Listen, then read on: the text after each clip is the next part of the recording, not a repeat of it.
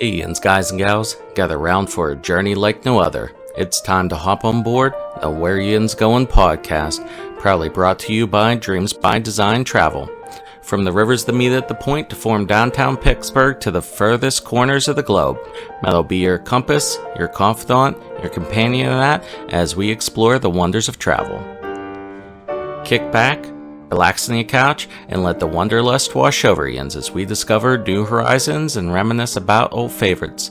With Dreams by Design Travel by our side, the sky's the limit. Join Matt on the Where Yinz Goin podcast because when it comes to travel, the journey's just getting started. And now, without further ado, let's give a shout for your guide through the highways and byways of travel, the man with a map, the voice of the steel city, Matt Trader. How Yinz doing? Welcome to the Where Yinz Goin podcast, brought to you by Dreams by Design Travel. I'm Matt. I'm your host. Joining me today are Justin and Dewey, who both joined me for a prior episode about Star Wars Galaxy's Edge. Both are members of the 501st Legion and the Rebel Legion, as am I. And we're all big fans of Star Wars, believe it or not, For those who don't know, the 501st and Rebel Legion are charity-based Star Wars costuming organizations. We dress up in screen-accurate Star Wars costumes and do charity work. With this common bond, it's a natural that we discuss Galaxy's Edge again. So, let's see, guys, let's see how many people realize that we're just replaying the last episode. No, all new stuff. Just kidding. So, we're still going to talk about Galaxy's Edge, but we're going to look at it from a different angle. So, we're going to go through, and instead of giving all the details like we did before, because you can just go back and listen to that episode, we're going to talk more about our perspective of it, of what do we like, what do we not like, what we'd like to see change, what things just wow us, things along those lines. So, but welcome back to the podcast, gentlemen. Thank you. So, Good to be here. Thank you. just for background, for those who don't remember, Justin is one of the travel advisors at Dreams by Design Travel. Dewey is one of the hosts of the WDW Reflections podcast, and he's a future cast member in about a year. So what's the countdown at now, Dewey, when you're moving? We're waiting for the end of the school year, obviously. So right now, that's like the second week of June. So I am at 10 months, 2 days, and about 14 hours. Not that he's counting or anything. No. And the hunt has begun for houses down there. Yes, we've my wife's been looking on like Zillow and stuff for about a year, just kind of getting an idea of all that, what we're looking for and that kind of stuff. But it's getting serious now. Another mutual friend of ours, especially Justin and I, Gina, she has family who lives right down there, and she went down to visit them a little while ago. They were someone's birthday they were celebrating, and so she said that there were some houses for sale in that neighborhood. So we started looking, and it's like, well, if we both came together, we could split and buy that house. But Yeah. Oh, well, that area, they can see the fireworks from the backyard, if I remember correctly. yeah, they're very close. They're just a little bit north of the Magic Kingdom, I believe, from whenever we were talking about it. So, but let's start this podcast like we do always. What is your favorite place you visited, or is there a place you would like to visit the most? Since I had you both on before, if you'd like to reiterate previous answers, you can. If you want to go with something new, you are more than welcome to. Dewey, let's start with you. Well, in the last time we got together, I mentioned that I wanted to visit Normandy, France. That's number one on my list. But we are my kids are 4 years apart. So my son graduates college in 2025, and my daughter graduates high school in 2025. And they're both real big soccer fans. So they want to, for their graduation, they want to travel to Europe and go see a couple of soccer games. They're both big Manchester United fans. So that's what they want to do. So that might be, depending on how the move goes, they're graduating, we're moving. I don't know how it's going to timing wise is going to work out, but that's what they would like to do. So that might be some European soccer matches might be something we're looking to do here the next year or so. And Dewey, if you want, listen to the July 26th episode. We talk all about traveling for sporting events. So perfect thing. We'll hook you up, you know? Awesome. And you mentioned Normandy. I actually just talked to, family friends of ours. I went to high school and actually knew this kid since grade school. His parents want to do a river cruise through Europe and go to Normandy. So that's something I've been looking up. There's a couple of real good options there that would be just an amazing trip. But going to Europe for seeing some soccer, seeing some good soccer, you know. Yes. Justin, what about you? I think probably one of the main places for me right now is actually getting out to Disneyland. I haven't had a chance to do that. We've always focused on Disney World. We had plans shortly after Galaxy's Edge opened, because Celebration was scheduled to be out there before things shut down, and plans once everything got delayed, it unfortunately made it that I wasn't able to go with the family. So I'm hoping maybe they'll put another celebration out that way and kill two birds with one stone, get a celebration and get to see Disneyland. Yeah, we've had several podcast episodes about Disneyland. So anyone else who's interested, who's normally a Disney World person, it's similar but different. And that's the best way I can describe it. We're going to do a whole lot more detail in the other episode. So if you want to get your Disneyland fix, it's where you can go for it. So we're going to get into today's episode. Start off with probably what I would say the best attraction in Walt Disney World or Disneyland, Star Wars Rise of the Resistance. I don't think they could do this much better. Basically, it's 18-minute long attraction. So you get how much time you wait in line, you're getting your time's worth. It's not, waiting a half hour on the Barnstormer for a 45-second ride. You're getting your money's worth on this one. And just the theming, the immersion, the audio animatronics, the special effects, everything is just done so well. What are you guys' thoughts? I think that's pretty much hits a nail on the head with this ride. Disney has become, I think, with a lot of their rides more recently, much better at making the queue part of the attraction and giving you elements with like Rise of the Resistance, Runaway Railway, things like that, where there's additional elements that make it feel like you're sort of not in the queue. And so I think that helps to add to the attraction time and to the entertainment factor for everyone involved. I mean, waiting a long time for a ride, especially with young kids, can be rough at points, and they are doing much better with doing that.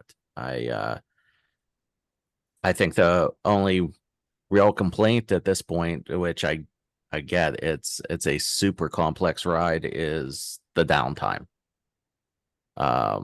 It has definitely improved, but you still do see points in time in the day where it'll go down for needing maintenance or something like that. A lot less than towards the beginning, but still it's a little bit more common. The dreaded star on the app whenever you are looking at the attraction map. It's like, no. I know you're not usually very opinionated and usually don't want to share that, but can we have your thoughts? Yeah, I'm uncomfortable sharing my opinion. It makes me no, we know that's not true. So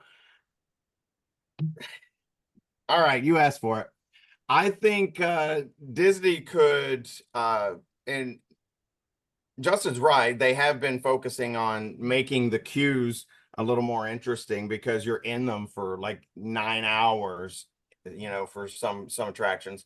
My thing has always been, if you build more attractions, you won't have to focus on making these elaborate lines anymore because there's going to be more things for people to do and the crowds will be spread out. That seems like common sense to me. But for some reason, Disney has not figured that out. They're like, why don't we just make this line really fancy and they can stand in it for 4 hours?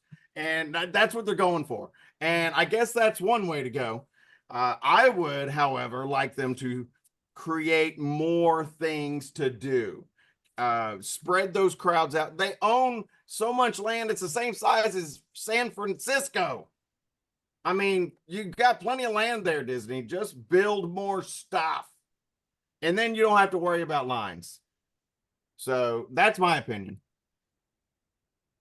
So my thoughts on the queue is that the end of the queue is really amazing whenever you get the general arc of the story and they do the introductions and you see BB-8, you get to see Ray, and that's amazing.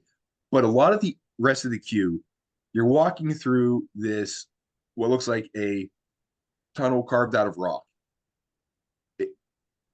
I know they have some little displays with the blasters and different things spread around, and then like the radar screen that's up. But just standing in that tunnel, it gets, I don't know, that could be, they can do something with that. Put a TV up. Let us watch, run movies during it. Let it, do something. That would be nice. Because you're in, if you, it depends on how long the line is. Sometimes you could watch an entire movie while you're all standing in line. True. Listen, the first time I rode it, the line started at Muppet Vision. I was all the way back at Muppet Vision 3D, and it circled and, zigzagged over there for a little while. And then you went through the, like the gateway to Galaxy's Edge, the big tunnel. It went all the way through there, zigzagged out in front of Rise of the Resistance, finally got into the building that you're talking about and zigzagged all through the caves and stuff. I mean, it's crazy the way you figure that. Like I said, more attractions. Although if you figure it that way, if they were smart, they would have had the queue go through Muppet Vision. So at least while you're waiting in line, you got to watch another thing, Right. Right. But no, Dewey, you are not wrong on that. I do like the fact that in Galaxy's Edge, they have all of the vehicles. They have an X-Wing, an A-Wing. They have obviously the Millennium Falcon sitting there. They have Luke's speeder, land speeder. The shuttle that Kylo Ren comes out of. It's a TIE something or other. I forget the exact designation for it. It's the assault shuttle, one of the things. So it's nice that they have those things you can look at, and there are little games you can play with the app and decode what the Airbush is saying and everything. So there are other things to do, but yeah, having more than just 2 official attractions would be nice.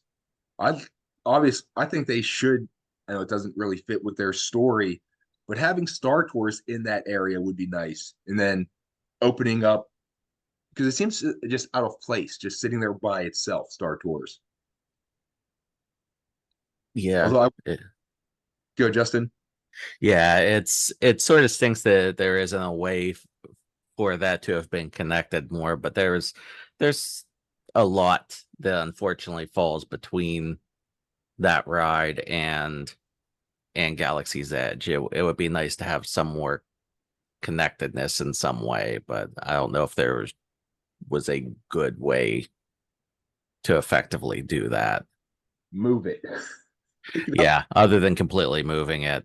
They were doing so much construction there. If you dismantle it, I would also like to see them update the Star Tours a little bit. Well, we'll get to that a little bit later on. That it still has a foot in the past of MGM Studios whenever it was created. That it now doesn't quite fit with the theme of it. Although, Dewey, I saw something on YouTube that there was a supposed third attraction for Galaxy's Edge that was never built. Yeah, They I would wanted to talk about that today, actually. And so I don't want to steal your thunder, but you mentioned that we were going to talk about what we would like to see there. What I would like to see there is, how about just do the stuff that you told us was going to be there in the beginning, and that Bantha attraction is one of those things. You're supposed to, I mean, that sounds pretty freaking cool. You get to ride a Bantha, and not a lot of details are out there about it, but I'm sold on Bantha. I think that would be really cool. So that would be the top of my list of things that I would like to see them do, is just do what you said you were going to do in the beginning. Yeah, and there's even more content now that supports Bantha sort of being interesting with the new series that they've put out and stuff like that. So you don't have to be a diehard from the original trilogies to sort of have any connections with Banthas. So I think that would be definitely a good one for them to start with. And they're now hitting 5 years. I mean, it's sort of time that they could do a little bit of an update and do an announcement. Hopefully, maybe we'll be lucky. And what was it, D23's this weekend? Yeah, as we're recording, yes. Yeah. So hopefully we'll maybe have some news that we'll be able to cover from that after. We'll have to do a little addendum and put it on the end of the podcast if something news comes out. So before we get too far off on that, just going back to the Rise of the Resistance, something that Justin said of the attraction being down, they have gotten a lot better at having the B version of the attraction, so that if one of their complex audio animatronics doesn't quite want to work correctly, that does not shut the entire attraction down, that there is a way they can still run it, still get the most of the experience of what's going on. Like specifically the Kylo Ren, whenever he doesn't want to, whenever he throws one of his temper tantrums, they have the alternative of him in, is it a TIE fighter or some, spaceship that he comes up on the side and he's trying to get you, rather than being there in person. So that is nice. One thing that I know that's would cause a major redo, but this is something that Dewey mentioned last time, of not sticking with that one time period, of being able to bring in different elements like they do on Star Tours. Of sometimes you're in, the original trilogy. It looks like the original trilogy stuff. Sometimes you're in with episode, the sequels, episode 7, 8, 9. If on Rise of the Resistance, I know it doesn't really go with the name, but having their 2 tracks that you can go on, if one was different, so that repeatability with the attractions, of whether you want to ride it again, of having a different thing to see each time, I think that'd be really amazing. Yeah, especially because I love the AT-ATs, and so going into that room was amazing. But seeing like the original trilogy AT-ATs and something along those lines would be something that I would enjoy.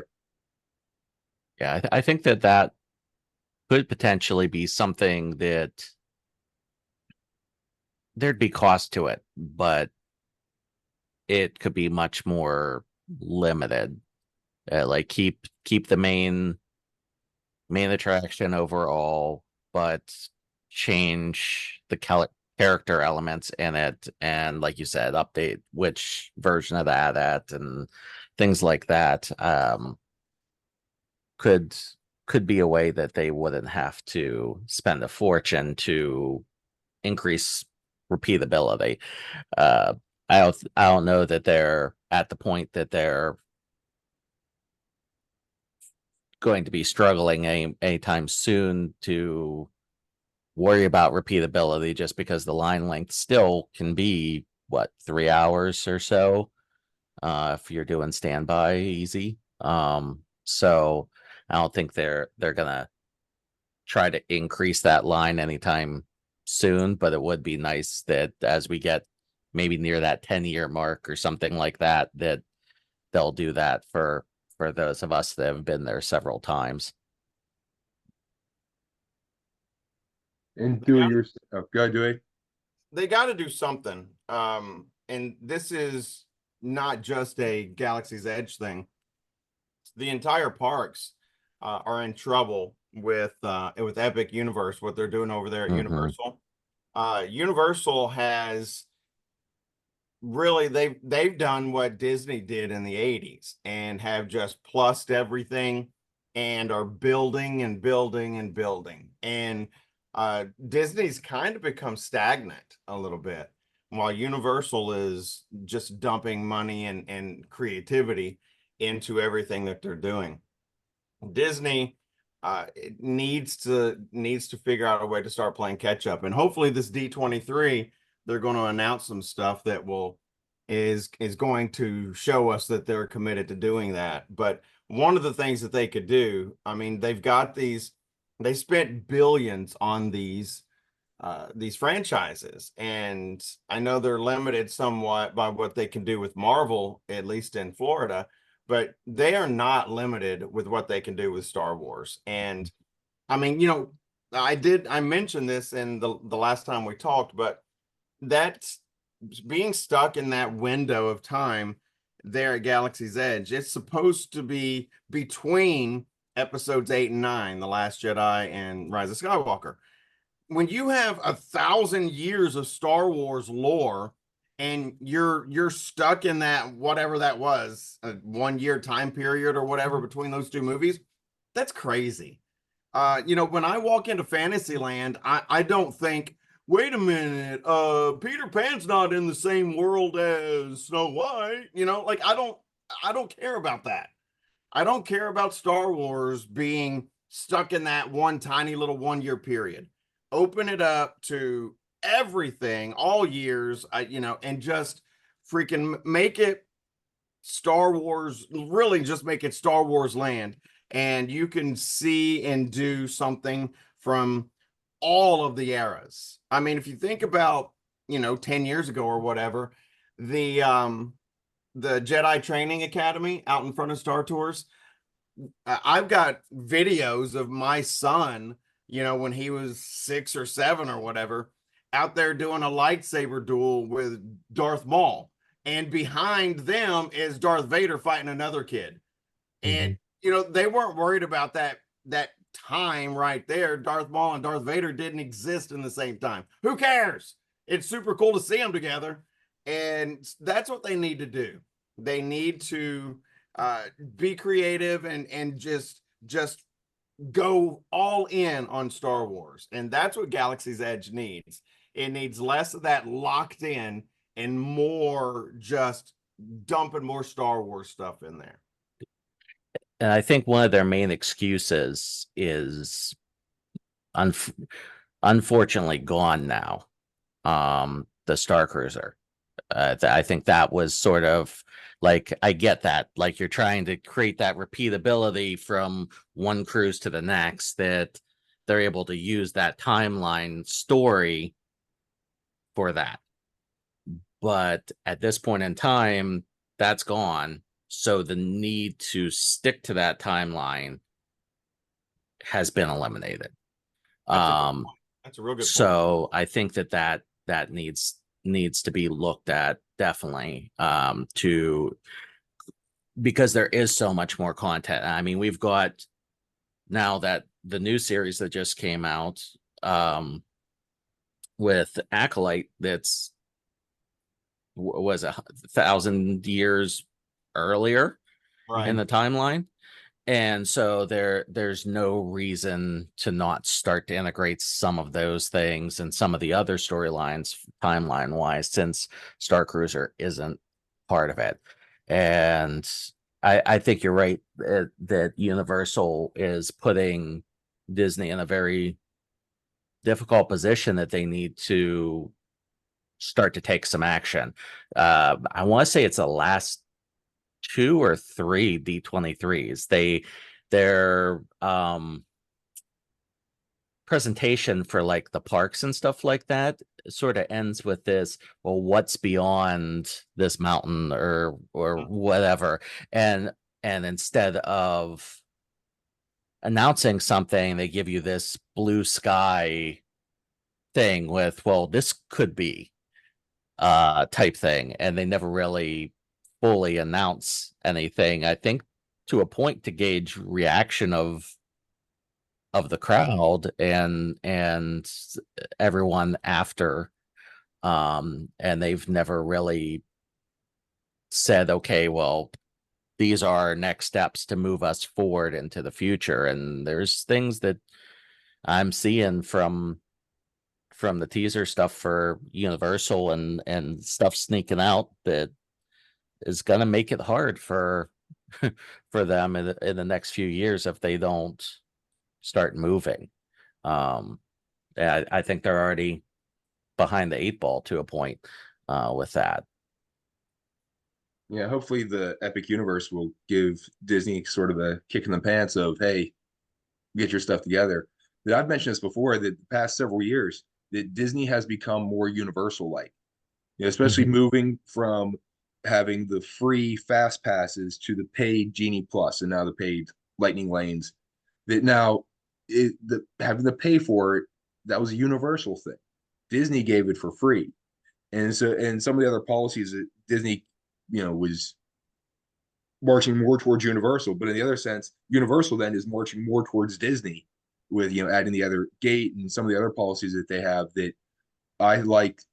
Now the Express Pass is a whole lot more expensive, but I like how that is run better than what the Genie Plus was. Although the new multi Lightning Lane thing that they're doing now, it's getting back to a little bit of what they had with Fast Pass, of being able to choose attractions ahead of time. So you at least have an idea of, all right, my part of my day is planned going in, which I really enjoy. So they're making some steps back. And I think the, change in the CEO and everything has helped a bit, that Disney's, reverse direction to go back more towards the Disney direction. But hopefully we can keep moving in that direction. Dewey, something you said about with Galaxy's Edge of mixing the characters. I'd love to see more characters walking around. Now, it doesn't necessarily have to be that you have a First Order Stormtrooper and then an original trilogy Stormtrooper like together. But if you could stagger them, of okay, here's the First Order Stormtroopers walking through, great. All right, now here's original trilogy Stormtroopers later on in the day, or here's a Darth Vader who comes out this time, and now here's Kylo Ren's on this time. Yep. They started to do that a little bit in Disneyland, that they have the Mandalorian with Grogu, and they'll come out. So the hope is that maybe they'll start integrating more people into it. That you're doing what you said of Disney locking themselves into that time period. I think it's a situation of Disney out Disneying themselves. I know they're going more towards Universal, but here they like to immerse you in story. But here they went too far with the story of it's too specific. Of having a general story, like you said, of Fantasyland type thing, or even Frontierland. It goes from back in the early late 1700s with where it meets Liberty Square all the way up into the 1800s as you work your way around. So things change in that one land. There's no reason it couldn't happen in Galaxy's Edge. Look, they went from Frontierland being the Wild West and all that stuff to now they dropped New Orleans into Frontierland, which, obviously makes Frontierland a completely different thing now. It's not really the frontier. So, and I'm okay with that. I don't care. But hey, in 1803 with Louisiana Purchase, it was the frontier. It was the frontier. Yeah. I guess at one point that was the West, but it doesn't make a lot of sense. And I'm okay with that. That's fine. So now do the same with Galaxy's Edge. There were supposed to be when they announced it and all the concepts, all this stuff, there's supposed to be droids running around and all that kind of stuff. That would be okay with me and with every Star Wars fan, I'm sure. And I don't know if you guys saw it or not, but probably if you were there, I'm going to say probably 2018 it was, maybe before Galaxy's Edge was finished, they had out in front of where they do all the shows and stuff, in front of the Chinese theater, they had this Star Wars extravaganza kind of stage show. And they just brought out like R2 and 3PO would come out and they would, do their thing and tell like a 2-minute story. Then Darth Maul would come out and swing around his double-bladed lightsaber, and then Boba Fett would come out, and it was this whole just like, hey, here's Star Wars, and they would do 3 or 4 minutes per character or whatever. And that was amazing. I, as a member of the 501st, I see all those costumes all the time anyway. But even with my exposure to being around the costumes all the time, I was still freaking out with that stage show. And it was really well done. Lots of great John Williams music, and then all the characters came up and did their thing for a couple of minutes, and it was really good. That's the kind of stuff I'm talking about. Just more exposure to the characters and more Star Wars. Stop, get out of that timeline and just move on. That's what I would like to see. And Dewey, with that stage show, whenever they would start it off and end it, you had Captain Phasma walking with a squad of First Order stormtroopers down Hollywood Boulevard, and they would play the music. And I have video of that. I have pictures of that. There was one time a little kid dressed in his own little, Walmart bought First Order stormtrooper costume, marching next to Captain Phasma as they're going down. I mean, imagine being that kid. Right. And think those memories. That is something that I was sad to see go. That closeness and that interaction. It's one thing to see the stormtroopers walking through, but to have that spectacle of that stops people in their tracks, wow factor, that they could bring some of that back. Absolutely. I mean, that was called March the First Order. And kind of like what you were saying a minute ago, do March of the First Order at 9 a.m. And then at 10 a.m. do March of the Empire. And then Darth Vader and stormtroopers could come through. You know what I mean? Like, just throw them out there. Who cares? People are going to come see it. Just put them out there. And Justin, sorry, I interrupted you before. You had a thought. Actually, Dewey hit on that. I had remembered the name of the parade that was March of the First Order, and it's that was a fun one. It was sort of a nice almost throwback to like Star Wars weekends. It wasn't the same type of parade that you got for Star Wars weekends for the level of characters and everything, but it was still a nice amount of characters for you to see. A lot of costumes that people that aren't like us would get to see on a somewhat regular basis. And still, even for us that do, it's nice to be on the other side and actually just get to stand there and watch and enjoy that type of event. And usually not as hot when you're on the outside. Absolutely. Oh my, those parades on that blacktop, they were rough. And brought up the Star Cruiser before. I would love to see them do something with that. I get what they were doing, and it was an amazing experience. I know several people who went on it. I think they outpriced themselves a bit and kind of overdid it. That I'd love to go and stay there, but I didn't necessarily want to spend 2 full days in this role-playing game and get that immersed into it. But I think the opportunity to have a Star Wars themed hotel that's connected to, you can get a back entrance into Galaxy's Edge, because they do that in Disneyland. Mm-hmm. That both the Grand Californian and Pixar Place Hotel have their own private entrances into Disney California Adventure Park.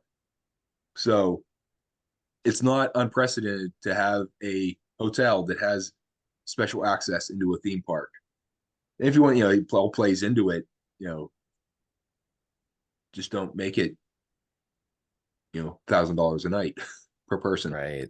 Yeah, I would have liked to have seen and done that experience. Like, I think it would be sort of cool to take the time to do the role play scenario, but it was just out of my price range.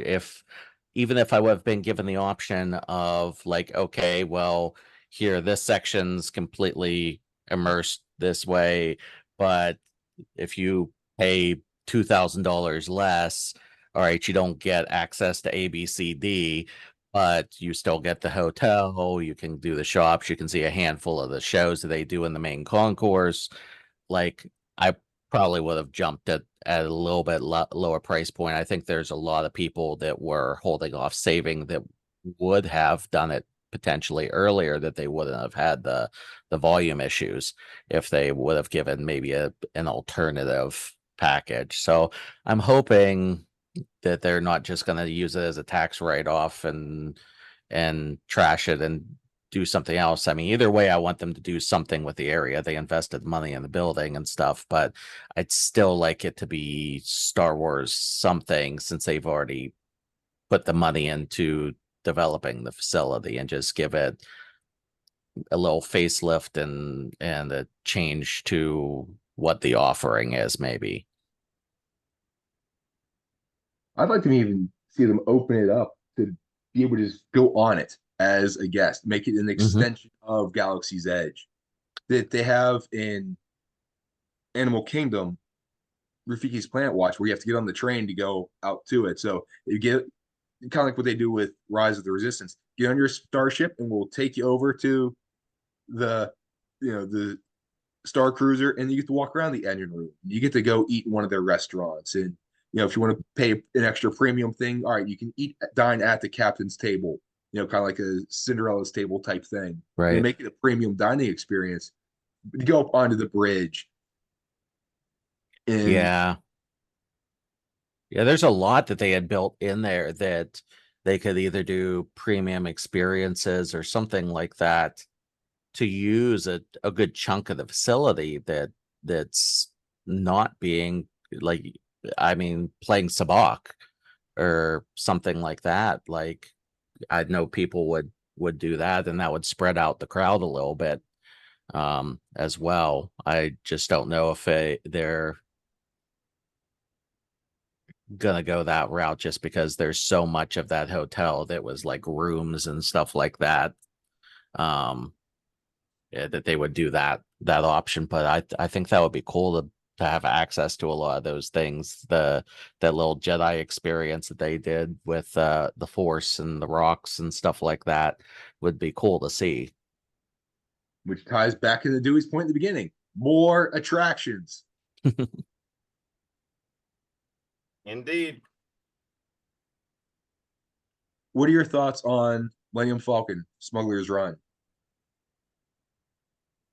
For me, same thing. If I were Imagineer, I would change that to be similar to Star Tours. And I would put several different missions in there. And that way, each time you go on it, it's something different. It's all video, just like Star Tours is. It's all, you're just sitting in a simulator. So that's, again, pretty easy to do. You're a film company. You make movies all the time. Make new movies, make the attraction almost like a choose your own adventure thing. Depending on what button you push, gives you whatever scenario. And Star Tours has become this thing where it's almost impossible to get the exact same adventure every time you go on it. You might see the same video clips here and there, but you almost can never get the same three pieces. That's what I would do with the Millennium Falcon Smuggler's Run. I would make it change the name to Millennium Falcon Adventures or something, And every time you go on it, you're on the Kessel Run or you're on whatever. And again, just like on Star Tours, nobody cares about the timeline. You know, you might see a Gungan and you might see Yoda. You know, you might see Boba Fett or you know, it doesn't matter. Who cares? Just give me some Star Wars. And it can be a different experience every single time. That's what I would do with Smuggler's Run. It would be almost like Star Tours, but in the Falcon, which makes it better. Flying through the asteroid field. That would be awesome on the Falcon. You know, Yeah. it's only 3,720 to 1 that you'd make it through, but Never tell me the odds. Yeah, I definitely agree with that. I'd like to see more on that. And they could do little cool things like you were saying about pushing a button and having different options there, Dewey. Heck, maybe do some options like that, but then have a thing like the was it the Chewy version, like where thing. Yeah, so have a handful of button combinations that have secret versions.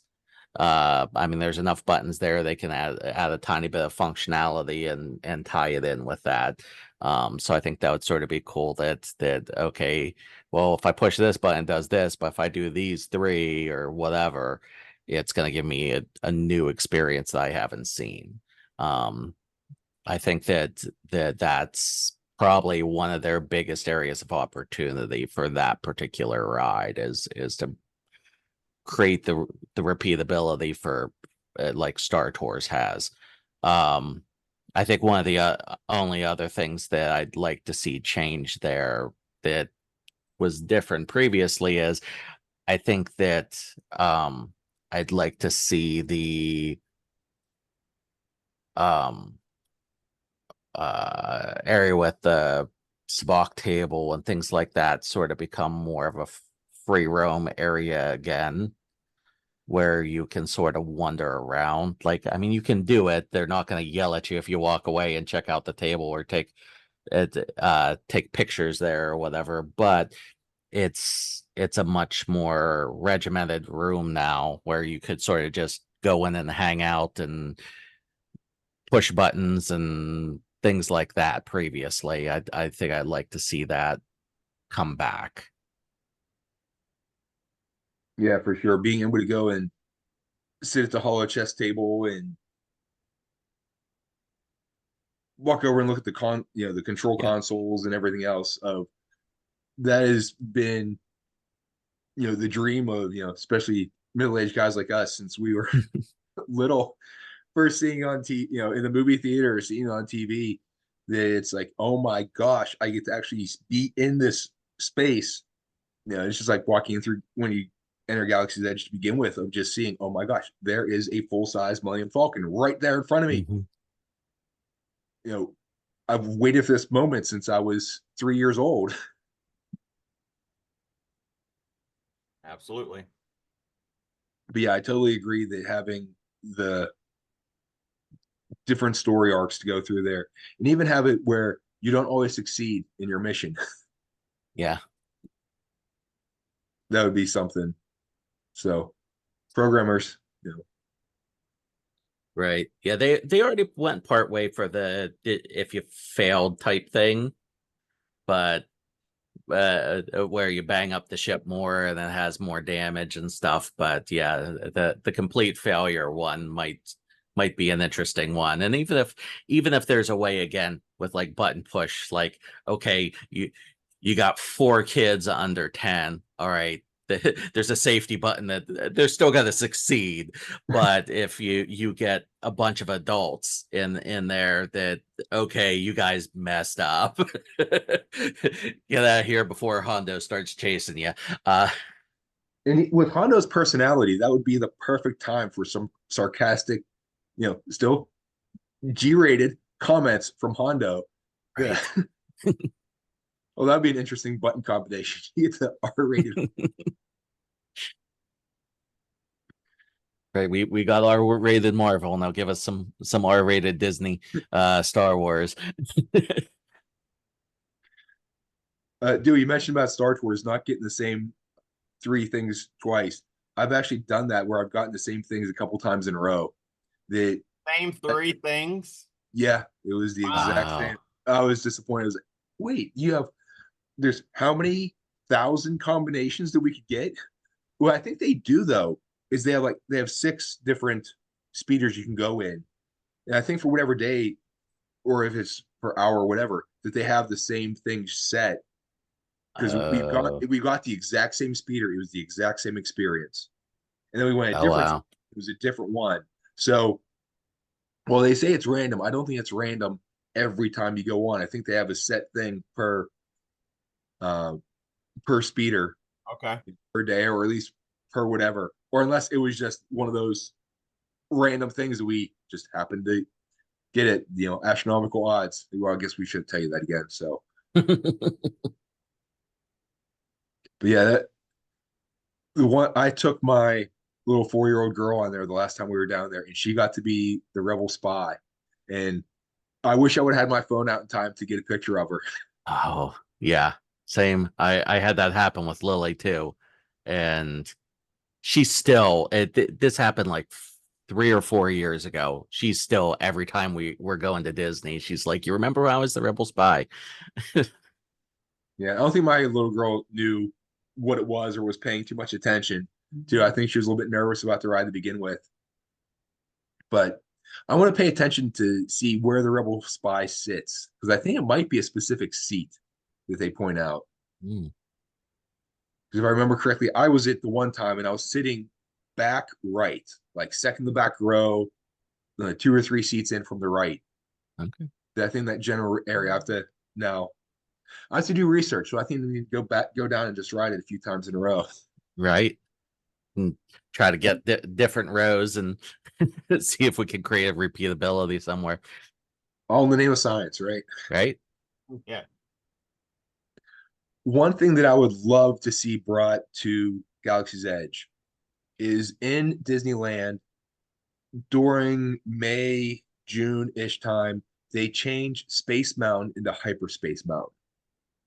And that is one time whenever I was on Dewey's podcast, we discussed favorite roller coasters. And that the immersion and the experience of being on Hyperspace Mountain is just so amazing. You're going through Space Mountain, but you hear the calm chatter of X-Wings in your ear. Watch out, we got one on your tail. Watch out, Red 3, he's coming up behind you. And that whole thing. And as they project onto the ceiling, you'll see an X-Wing fly past you or chasing a TIE fighter. You'll see a Star Destroyer out in the distance. And it's just an amazing experience to have something like that in Galaxy's Edge. No matter what the time period is, I wouldn't care. But to be in like a dogfight, that's amazing. So I need to get back during May or June to ride that again. Yeah, I need to get to Disneyland one of these days. I sort of like actually tying in with that too. When they do that time period, they have the Star Wars night thing where it's like the extra hard ticket event. Yeah, it's the Disneyland After Dark. Yeah. Yeah, Yeah. it's around May the 4th and everything. So it's like Right. Star Wars month type thing. So it ties in with all that. But yeah, it's something that it's talk about plussing attractions. That is definitely a plus. Right. Yeah, I'd sort of like to see them do something along those lines for like Hollywood Studios, where I don't, unfortunately, I don't think we're ever going to get a true Star Wars weekends back, but give us something like that, like an extra 4 hour, 5 hour hard ticket event where we get to see some things that we wouldn't normally, and that we can see some maybe stage shows or something like that that would be nice. Some extra parades stuff. I think that would be sort of a nice experience for Hollywood Studios to do moving forward. That's an excellent idea to have the extra attract, extra ticketed event, like Mickey's Very Merry Christmas Party, or the Not So Scary Halloween Party. That having a Star Wars night thing, and even if they would, invite the 501st to march through at one, it's at night. You're not going to be quite as hot and sweat. It's one to be out in hot stuff, but to have the sun beat down on you while you're wearing it, that's what really is killer. We spent a good part of the summer in Indonesia visiting my wife's family, and it's tropical climate. It's near the equator, 90 some degrees every day. But there was a noticeable difference on sunny days versus cloudy days. Sunny days, it was just, it got nearly unbearably hot, and, don't try to touch anything metal that's sitting out, like walking up it, put your hand on a railing, be careful. But on cloudy days, it was hot and it was humid, but it wasn't that unbearable stuff. So to, not have costume characters, pass out in the heat, that would be nice. So Galaxy's Edge is different at night when it's all lit up. Having the march of Star Wars characters through it at night, that would be pretty amazing. Although that would be. And you also have your liability thing with visibility in the dark. Yeah, but there's a fair number of the characters that aren't masked characters and stuff like that, and there's ways they could work with that stuff now. Yeah, the straight ahead vision's decent in most of them. So if you follow the helmet in front of you, right. Anything else you gentlemen want to discuss with attractions, either ones that exist or ones you'd like to see added? Well, we kind of touched on it, that I don't know what that Bantha thing was going to be, but I think that would be really cool. And I don't know if Disney still got that in their back pocket, and they may still do it. I can't imagine they're done with Galaxy's Edge, so maybe that's something that they'll still do, or maybe they'll do something else. But that area definitely needs an attraction, needs a new attraction, needs something else, needs a third attraction there. And I'm not particularly picky. If just give me something else to do. Could be the Bantha thing, could be something completely new. That's cool too. But it needs something else. And to my knowledge, that area that was earmarked is still open. So the opportunity is there. They just have to decide to invest the money and time to make it real. Yeah, from what I saw, it seemed like it was a themed people mover almost. You're up on the Banthos, elevated up on kind of like the ridge. So this would be, if you're entering in Hollywood Studios, if you're entering from where Star Tours is and Muppet Vision, it would be on your right, sort of up on that berm. So behind where Ray and Chewie sometimes appear, up on that balcony in that general area. So as you walk across the road from pretty much where everything else is. So it's when you're walking in, Rise of the Resistance on your left, it would be on that elevated thing on your right. And where all the food stuff is on your left, it's going to be off to your right. So kind of like above where the garage is that has Luke's land speeder and things like that. That I don't know how much story got into it, but from what I saw, it was an elevated thing. You're riding your Bantha and you go up, so you kind of get to see a bird's eye view of Galaxy's Edge, which would be pretty neat. Cool. Yeah. And I love the People Mover. That's one of the most underrated attractions in Disney. That you get to sit and get some nice breeze and get a good view of Tomorrowland. Absolutely. Although, as in the 501st, I have a couple costumes. My favorite one is the Biker Scout doing it on speeder bikes. I'm just saying. That's actually a good or interesting thing, because I mean, now that we have that with Tron. Oh my goodness. Tron, yeah. Like they already sort of built the framework in Tron, like change change the layout just slightly to be speeder bikes instead, and your new group of scout troopers that have gotten bikes, and you're being sent on a mission somewhere together or something like that. And How about biker scout or scout trooper training program, and they use the same ride system as Flight of Passage. So Yeah, it's the same type of thing. oh, Yeah. instead yeah. of being on whatever those things are called, that dragon thing, I can't remember. Instead of that, you're sitting on The speeder bike. Yeah.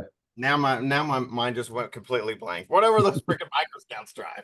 Yeah, speeder bike. It's Why can't I remember speeder bike?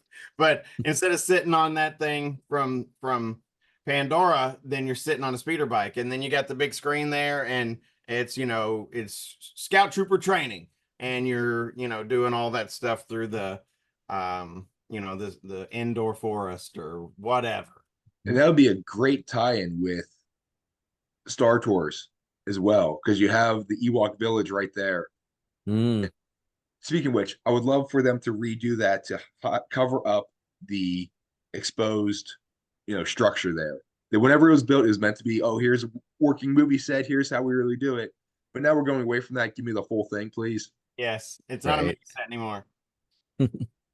So, but that would be a great idea. I just missed the little speeder bike you could sit on and get your picture taken. So Yeah. It used to be like right across from the entrance of Star Tours. yeah, it was so perfectly placed there. I was upset they moved it. But And yeah, listen, so this is the best part of this Scout Trooper ride. You get a satchel with a Grogu in it that you can punch. and if we're going with the later timeline, that fits. You just have to wear your knee Right. pads upside down and bust a sag with your cummerbund. Yes, absolutely. And you can punch Grogu. That's the best part. Ladies and gentlemen, the opinions of one of the guests on this podcast not necessarily represent the opinions of the host. Be kind to your local Grogu, please. No Grogus were harmed in the filming of this episode. My goodness. Good night, everybody. No, but actually, Dewey, having the flight of passage type ride would save you a lot of space. You have a screen there, so you're not going to need to build the entire enclosed attraction of. We have enough, the run out and all the area for the actual track to be laid out. So either one would be awesome. Well, excuse me, I'm getting a phone call. Disney Imagineering. Yes, I would like to work there. Thank you. See, I just got hired by Disney Imagineering. I'll be sure to send this podcast episode to Yes, I just got higher hired. up. CC all of Disney executives. Right. And Joe Rody. Yeah, he's an interesting guy. Yeah. Mm-hmm. I've seen him interviewed so many times. Brilliant guy, but he's out there a little bit. Brilliant guy though. Did amazing stuff. Absolutely. So moving on to some of the experiences, Savvy's Lightsaber Workshop. I've never done it, but I know several people who have gone through it, and I've read all about it, and I think they do a fabulous job with it. It's immersive experience. You get to bring someone with you, so basically two people can build one lightsaber, so it's a little bit of a money-saving thing. And even if two people want to do it, you can go through the experience twice. That you get to bring your guest. That if I want to do it, and I'll, Justin and I are going, and I get to build mine, and Justin observes, and then we switch roles for the next time around. If you wanted to get that double experience, it's not going to cost you any extra if you have your two people. Yeah, I got to do it first day, and the cast did amazing with it, and it's a lot of fun. I absolutely enjoyed it. think that for most people that are big Star Wars fans, that is something special to be able to go through and pick your parts, and they do a great job with the storyline for it. I haven't done it more recently, but I've heard that it changed a little from when I first did it, but it still looks pretty similar for what the videos are that I've seen. I think maybe this trip I'm going to end up having to spend the extra money to allow my kids to build their sabers, because they've been asking and trying to get mine, and I don't want to part with that one since I was built first day. So I think I might in November take them, and I can stand with one of them and my wife can stand with the other and have them build. Or if your wife doesn't want to, you take one with you the first time, then do a later one. That's true.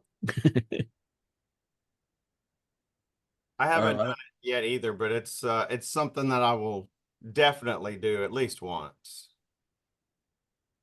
It'll take a little convincing for me to do mine because I already have well over $1,000 invested in different lightsabers. So I have several too.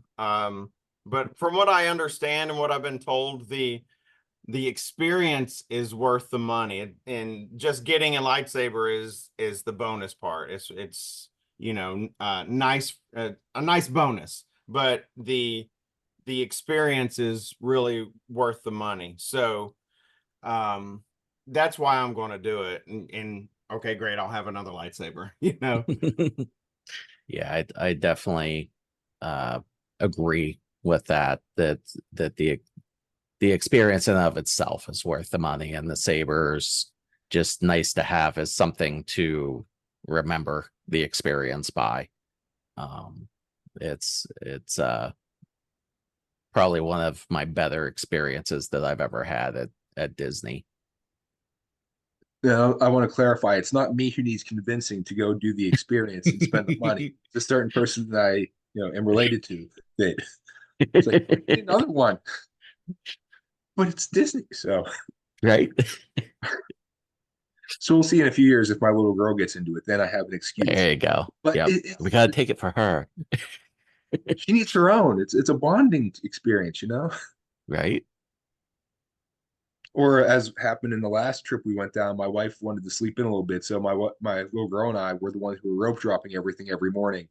If we do just an early morning experience, so oh no, see, I don't know how we got this lightsaber. It just sort of was given to us. Maybe don't check the credit card statement. It was pixie dust. That'd be nice. The droid depot, full size droids. Okay, just try and try to get that in your check your luggage. Right. Don't think. I mean, you can buy that one. Yeah, they do have them. No, I think it's. I've seen they have a little area that kids can play with them sitting out, and I saw a bunch of kids sitting there and driving theirs around after they built it. So it's a really neat little thing. It's small enough that you can take home with you, but yeah, it's big enough that you can you can customize it and other things. So in the room that it's in, the other elements that they have of there's the K2SO who's in the one closet with the 21B droid, the medical droid from episode 5, Empire Strikes Back, whenever after Luke gets attacked by the Wampa. So the other elements of that room that you can just walk through, which is really nice, open up to, you might not do the experience of building, but you get to see other things, which I like that. It's like in Epcot, or as Dewey would say, Epcot Center. You get to walk through the countries to see things, and that you don't have to wait in line, but there's something to look at, something to occupy your time. And for a Star Wars fan, looking for the little Easter eggs and the little elements and the little details, it really, really makes it worthwhile. I don't know why it's for that one. I think I would have liked just a little bit more on the theming side. Like, I don't know what it is, if it's the setup of the tables that you actually build the droids on or whatever. Like, and maybe it was the order I did things in, like that I did Savvies before doing Droid Depot. Like, I was maybe expecting more after doing the lightsaber build, that I wasn't as impressed with it. I do like the big droids and stuff like that, that they had, but like, in a lot of ways, it just, to a point, it feels more like you're just going into a store to buy a toy instead of like an immersive experience like Savvy's is. So maybe that could be something. I like how they have the droid parts going over your head and everything. Yeah. But I think you hit on something of having the droid building area separated. You get to come into the shop, at least the initial thing, but then have a separate room where you're going in to actually do the building, where it Right. is more, again, not so much like you're just in a toy shop. Yeah. And maybe even have like that area be that like there's different size droids actually being put together. Like, have a few R2 or R5 units or whatever, like partially assembled on the side, like sort of like how you have those droids in the boxes, like on Star Tours and stuff like that. Have some of that set up around. Here's a full size one that's partially built, and this is Right. the actual droid depot where thing they are built. That'd be cool because you have the full size ones in the back sitting out. Mhm. Have a really nice display of them set up.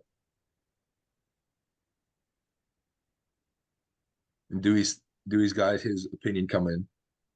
He's got that look on his face. No, it's fine. It reminds me, kind of like Justin said, it's you're not getting the same experience that you're getting with the lightsaber build, and that's okay. It reminds me, you remember way back when they used to have those Mr. Potato Head building stations over at Once Upon a Toy. That's kind of Mhm. what it reminds me of. It's like a poor man's lightsaber build. You know, you're not getting the whole experience. You're just going in there and putting pieces together, and that's okay. Everything doesn't have to be a super expensive experience. I think it's cool. I like the whole, you mentioned the conveyor belt things up at the top and stuff. A lot of stuff to look at. A lot of kinetic energy and everything. I think that's a lot of fun in there actually. I It can sounds. have positive opinions sometimes, Matt. I didn't say it was a bad opinion. I said you had an opinion coming. Uh-huh. Go Sometimes back, I like things. go back and listen to the tape. It said opinion. That's all. It's what you were not saying. The message that I was getting loud and clear. It's like jazz. It's notes you don't play that make a difference too, right? Sure. But Dewey, on that, it's like in the outside of Star Tours, where you go into the gift shop there, that they have the build your own lightsaber thing where you can just grab the little pieces and put it together. And it's a much less expensive experience than what you're going to get in Galaxy's Edge. But for a little kid, you get to still build your own lightsaber. And Yes. having not gone through Savvy's, it's going to be an amazing thing for them. So, kind of like Justin said, if you do Savvy's, then you go to the Star Tours gift shop, it's going to lose something. But if you just do this Star Wars gift shop or a Star Tours gift shop, it's still going to be an amazing thing. It was actually a Christmas gift one time that I got they sold them in the store. They build your own lightsaber. I have it somewhere. I don't know where it's at now. I remember those. Oh, and actually, I think it might even be there. It's in a box, sitting under the ping pong table. On those lines, Doc Ondar's Den of Antiquities. So much to see there. Mhm. It would be neat if they could have some of those higher end things for sale, like having the some of the helmets that they have up top. If they actually had one, Right. little price tag on, you're gonna pay a couple $100 for it. Just imagine walking home, taking the tauntaun head off the wall and walking through the park with that. Right. Oh my goodness. Yeah, trying to check that on the plane. How But much yeah, for the Wampa head? The full size Wampa, please. Have it shipped to my hotel room. That's free. Now, last time I was there, so let's see, that would have been June. Yes, June of 23. So it's been a year since I've been. Um, inside there, the Doc Undars, the Hammerhead, the character, Mhm. Mhm. the animatronic, they had they had black curtains around the windows. I guess I don't know if maybe the animatronic was broken or something, but the black curtains were behind the windows, so you could still see that little area. You know, it looks like and his office or whatever behind the cage, but behind the cage were black curtains, so you couldn't see the character, the animatronic. So I don't know if that was just because it was broken down right then or something. Hopefully it was just a temporary thing, but that's what it was looked like last time I was there. And that's a really nice character and a good effect. Mhm. So I hope that's not a permanent thing. Have you guys been since then, any chance? I Oh, was in November of last year. I think he was, if I remember correctly, he was out. Okay, cool. So hopefully it was just a B Yes. set up for that. I was there in December, but I had a very energetic 4-year-old that I was trying to control. No, don't touch that. No, don't touch that. That's too expensive. We can't afford that. No. So I didn't. I'll have to take a look. We're going back in January. So right after New Year's, we have to go down. It's going to be doing. Well, I'm not doing the marathon, but it'll be during marathon week.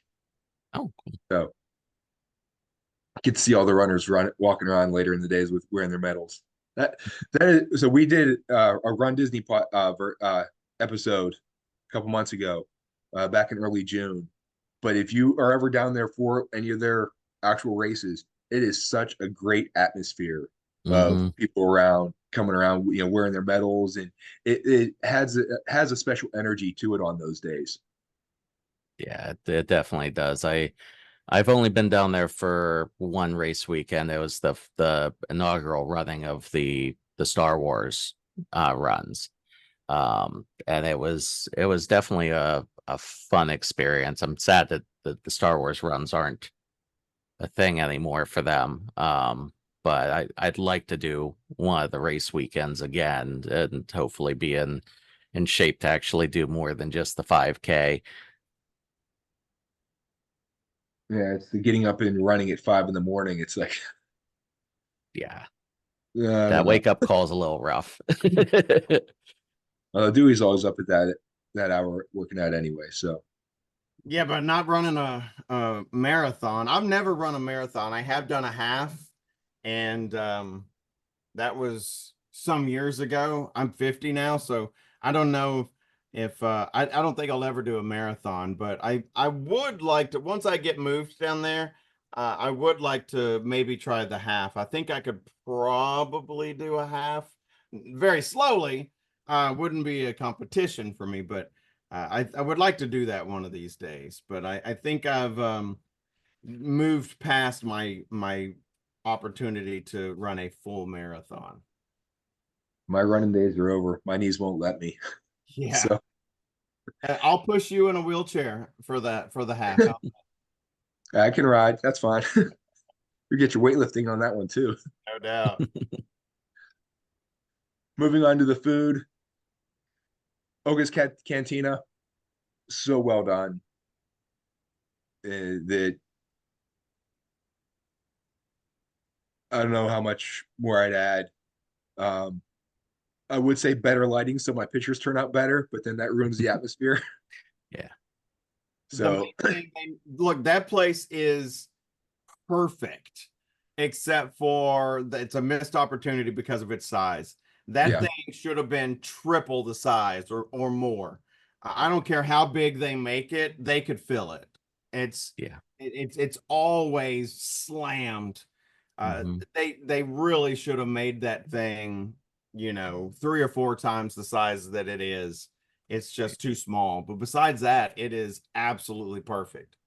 Yeah, I definitely agree with that. I think that um we talked about this, I think, a little bit the last time, is that I think the size is part of the attractiveness to it, for like it gives you that sort of small bar cantina feel. But again, use elements that they use for things like attractions and meet and greets and stuff, and have like a switchable area that, okay, you go left, you go straight, you go right, um type thing. Or even if they have a holding area, and then they have some sort of turntable at the end for like which direction they take you in, so that you have your individual seatings and stuff. Have it be an elevator or something, and have an elevator nowhere, but it changes what direction you're facing in it moving, um so that you can seat a lot more people. Unfortunately, I think they painted themselves into a corner there, so we're not going to see that capability. But I that's probably one of my favorite places to just sort of hang out. The music's great with DJ Rex and everything. I love that music. I have it saved on Spotify. He has 2 albums now on Spotify that you can play the music from the cantina and stuff. And I think they did an amazing job with that for all around. Justin, I think you just hit on the solution to make this sixfold at least of the capacity. Of you come into their greeting area, and there's a door on the left, there's a door on the right, there's a door straight ahead. If the door is shut, you have no idea what's behind it. They take you just in one direction. You have identical or mirror imaged dining locations. They're all in that small compact size, so you still get the feel of the cantina, but there's more of them. And even have the elevator of, Yeah. hey, we're going to this one, we go on the elevator to go up, and then again 3 directions of which way you're going. Mm-hmm. Hey, even have a second floor, we can have almost 10 times as much. Right. Oh, Yeah, the only thing that they'd have trickiness with, which they've done it perfectly fine before, is just hiding how big it actually is behind it, mm-hmm. would be their only thing. But they can go just a little bit deeper and mask it with spires or something like that, that could have been done. So yeah, it would have been, in the long run, feasible if they would have realized what the demand is. I think that's probably, besides like getting into um Rise of the Resistance, I think that's probably one of your worst things for access, is the cantina for this area. Mm-hmm. We'll show our age, or at least I'll show my age. Do you want to star 69 that phone call that came in from Disney Imagineering and call them back? Oh, I've already got them saved into my favorites. I'm good. We talked about it before, the milk stand. It's worth doing once. Mm-hmm. Yeah, it's a fruity thing. And Dewey, don't worry, it's not a milk consistency. It's more of a fruity tropical drink. So Yeah, yeah, like more your of like a pina slush. colada type thing. Yeah, slushies. If they would make it an alcoholic beverage, I'd probably be more willing to try it. But um, I, I, I pretty much just drink water unless it's alcohol. And alcohol, I'll try, new things. But besides, I don't drink soft drinks. I don't drink Coke. I don't drink coffee. If it's either sweet tea or water for me. But if you throw some alcohol in there, I might try your milk concoction. Yeah, I think that's something they definitely should consider. Like they'd have to probably add some sort of blender unit for the thing, but that's a small investment for them to be able to do that. I think that there's a lot of people that don't, because they'd rather spend that money, like you said, on something out in another area of the park that has alcohol in it or something like that, because of it being a little bit pricier in comparison to just a water or a soda. or added to the menu at Oga's Cantina. The There you hard, go. the hard blue milk or green milk, whatever you Wait, want. oh, you know what? I think they do have one that's in that area. Let me double check. I can't remember if it is a non-alcoholic or if it is. Oh no, it's non-alcoholic. The Blue Bantha Okay. is their blue milk with that cookie thing on top of it. But that's non-alcoholic.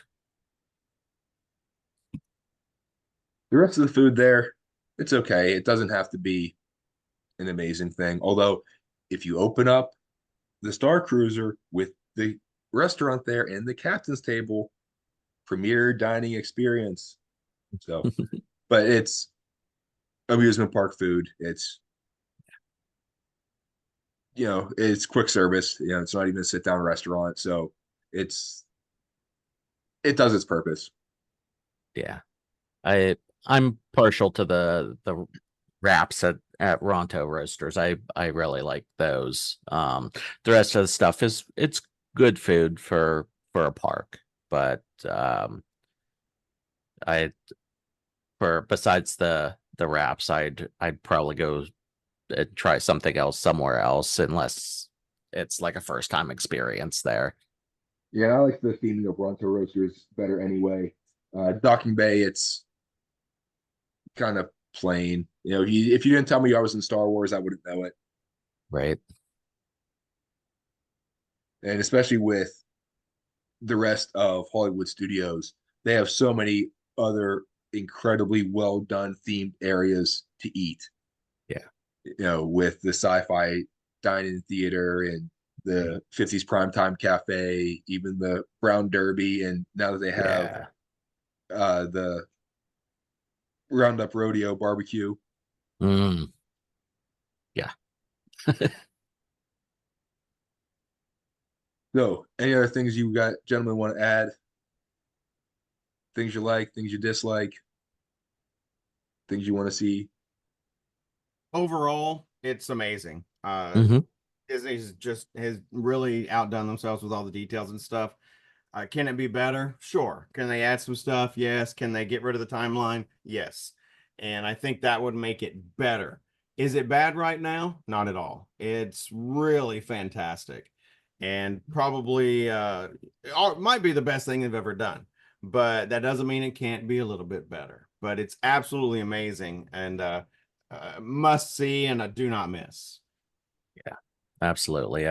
I I think that it's been reiterated a lot here is just give us more, like to invest some time, invest some energy and money, and give us some more options to be able to spend more time in there. I think Universal's done a really good job with like making it that if you want to, you could just spend your time in the Harry Potter section for a day and just spend an entire day there. For guys like us, we probably could still do that with the Galaxy's Edge section and going around and getting photos and checking out the small details at Doc Ondor's for an extra hour or something like that. But I think that they have a huge opportunity to make potentially that Hollywood Studios not just be a full day park, but make it a multi-day park, especially for people that are bigger Star Wars fans. There's room there and so much opportunity and storyline there that they could do. Yeah, I know that there's other Star Wars fans I know of, and people who are just not in the 501st who are just Star Wars fan who they're going to Disney specifically because I want to see Galaxy's Edge. I want to see that. And I think you hit on something important there is that you said very well that Galaxy's Edge is absolutely amazing. But I think that it's so amazing. It's like, I want more of this. And so it's kind of a product of their own success. So this is so great. Give me more. And then you lead to us, giving our helpful suggestions to make it better and improve it. So, all right. travel tip time. Justin, what's your travel tip for this episode? My travel tip tied in with Galaxy's Edge is actually sort of goes back to something you mentioned earlier about nighttime. Um, just sort of like with Pandora, this area transforms between day and night. It's a very different look and feel, with sounds and sights and the lights on the spires and things like that. Um, I definitely recommend seeing this at both times. Seeing all the lights and everything near the Falcon, with the spires there and everything is really cool. Uh, and so many other things that you maybe see differently by seeing at the different times of day. So I definitely recommend taking just at least a little bit of time to go back and see that area again at night if you're there for a full day. I fully agree on that. In the daytime, you can see so many of the little details in certain elements, but at night, it's a complete different atmosphere and a different feel. And your Justin's background is of Galaxy's Edge right now at night. And even at night, whenever there are different lighting elements, it can emphasize different things to highlight or emphasize a different feature or a different little detail that you might not notice so much during the day. And so it's definitely a morning and evening place to visit. Dewey, your travel tip? I'm going to go a different direction. I'm going to I mentioned a minute ago that all I drink is water. I always take and I'm going to show you guys because we're on video, but I know this is an audio podcast, but I always bring one of these double-walled water bottles with me. I fill it up with some ice at the hotel or at timeshare or whatever, and I carry a carabiner that like you use for mountain climbing and stuff. And I put that back when I had kids, younger kids, I would clip it to the stroller. Now that they're no longer stroller age, I'll clip it onto my backpack. And those double-walled coolers keep ice in them all day long. And then you can just find a water fountain and refill it. And it'll last your entire day. And one of the things that is easy to forget is to stay hydrated when you're at the parks. So that is an easy way to stay hydrated. Always keep one of those things full and keep it full of ice so you can dump fresh water on it and drink all day long. That's my travel tip. Or go during the winter when it's not quite blazing hot. So, well, it's still Florida, so it's still pretty warm. It can be. Yeah, I've been down there. We usually make our trip in December, January. There have been times when we've had perfect weather. It's about 60 degrees in the morning, get up to around 80 degrees in the afternoon. Sometimes it will get a little bit more into the 80s. So we've had some warm days there. We also had some very chilly days there where you need a coat in the morning. Or if you're a Florida resident, whenever it's 60, you need a coat to wear. So, no, wonderful tip, Dewey. And that's whenever you're anywhere that you're going to be outside for an extended amount of time in the summer or when it's warmer weather. For mine, you don't need to be a Star Wars fan to enjoy Star Wars Galaxy's Edge. Now, it does make it more enjoyable, so everyone just becomes Star Wars fans. So it's just that simple, right?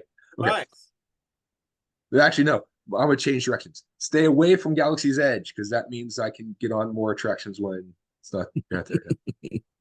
No, so, but knowing something of, you don't have to be a huge diehard Star Wars fan to enjoy it, but know something about the background just to help make things more recognizable or explainable, more enjoyable. Of whenever you're walking through, it's like, okay, what's that ship and what's this thing or whatever. It's have an idea of, oh, I know where that fits in, or I see the significance of this, or here's why this thing is here.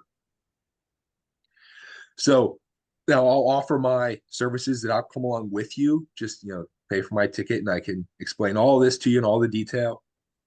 Any takers? So, but no, watch the movies, watch the shows. If you don't play the games, you don't read the books, at least read a description of Galaxy's Edge online before you go. Have your phone handy to Google things, talk to a cast member, and cast members will provide some great detail for you. Beyond just here's what it is, they can point out little Easter eggs that even if you are a Star Wars fan, talk to them because they can point out things you might not notice right off the bat. And so, but the more you know about the universe that you're entering, the more you're going to enjoy that experience. Whenever you're in this immersive story, it's nice to know what's happening in that story. Justin mentioned about Harry Potter before that I'm not a huge Harry Potter fan. I've seen a couple of the movies and read part of one of the books and everything. But knowing at least the little bit I knew whenever I visited, Wizarding World of Harry Potter, I knew, okay, this is what this thing is related to. And so it makes it a little bit more enjoyable and more understandable and really enhances the experience whenever you're there. So if you have a destination or experience that you'd like to have us discuss on the Where Yinz Goin podcast, or if you'd like to share your favorite destination or have a travel tip, feel free to contact me. I'd love to hear your feedback and ideas, and especially in relation to this episode. If you have your ideas or your wishes or your wants for Galaxy's Edge in particular, by all means, let me know. I'd love to hear what you have to say. Now, if you are already working with a Dreams by Design travel advisor, please continue to work with him or her. Otherwise, Justin, how can people get a hold of you? The best way to get to me through social media is to go through my Linktree. It's linktr.ee/vacationwithJustin, or you can email me at justin@dreamsbydesigntravel.com. Dewey, I know people aren't going to book vacations with you, but with your podcast, you have some wonderful information people can learn and a very entertaining product, I might add. And sometimes you have on some really, really good looking guests on your program too. So, meaning some of them aren't. I'm not going to say which is which. So I'm one of the hosts of the WDW Reflections podcast, and we are kind of a Disney history, lots of opinions and things like that.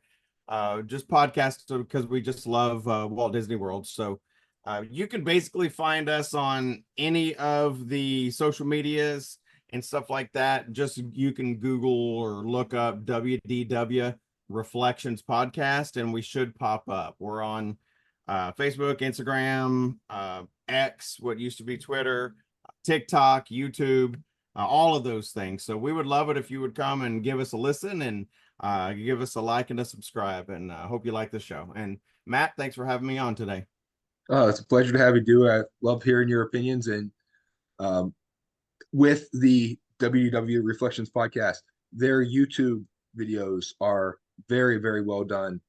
Tony's the guy who does the video editing for that. Is that correct? Yeah. So yes, Tony G, who's one of the other hosts, he does the video editing, and he really, really adds some nice videos and pictures, and he does a fabulous job with making a visual product as well as an audio product with their podcast. And that's my dream. Eventually, I'm going to get around to putting pictures with all these podcasts. I just need to, add 2 more hours to each day or something. So.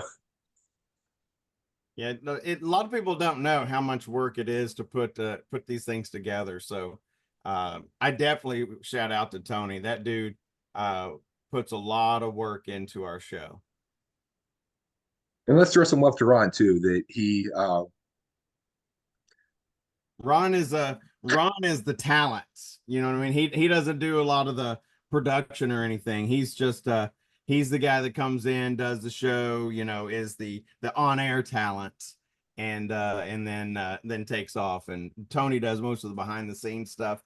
Although all 3 of us write the scripts for the show, so we kind of rotate that. So I'm picking on Ron a little bit, but we've all been friends for over 20 years, and when we started doing this, we all just, when we're picking the next episode or the topic, we'll just something that touches us for some reason, and we'll just write a script. So all 3 of us are involved in the writing, and then but Tony does most of the production. I do all the social media stuff, and I do all the creation of the posters that you might see on social media. But all three of us are involved with the creation of the actual scripts and things like that. So it's a group effort for sure. And Ron's like Ray Stantz. He's the heart of the Ghostbusters. So it's the heart of the podcast. Sure. Ron might not have done everything, but it doesn't stop him from having an opinion on it. Absolutely. Oh, yeah, absolutely. So for me, with my social media, I'm at Matt with DBD on Facebook, X, and Instagram. Email is Matt, M-A-T-T, at dreamsbydesigntravel.com. Website for our company is dreamsbydesigntravel.com. All this information will be in the episode description. So if you'd like to contact us to book a trip or have any questions, you know how to get a hold of us. Or if you're looking for another fun podcast to listen to, or information about the WDW Reflections podcast, please like, follow, subscribe, leave a review, tell a friend, get the word out. If you like what you heard, we're trying to grow our audience. Join us next time. We're heading out in that. We'll see you later.